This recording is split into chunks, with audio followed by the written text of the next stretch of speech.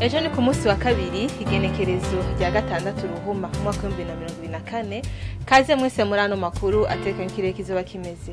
Ejo imbere y'umutaga twiteze ikirere kirimo ibicu vyinshi mu ntara za Kayanza, Ngozi, Kirundo, Muyinga, Karuzi, Cankuzo hamwe na Ruyigi.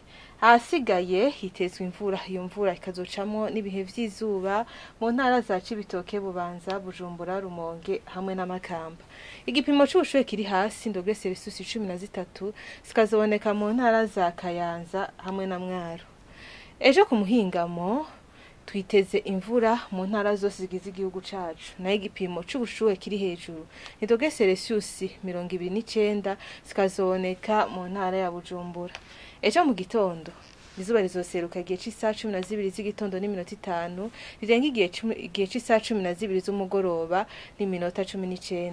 Nuko n'ano makuru atekanye ikirere agarukiye link ya leta yamuze je nabashikirije. Mwakoze mwese kuyakurikira naho ubutaha.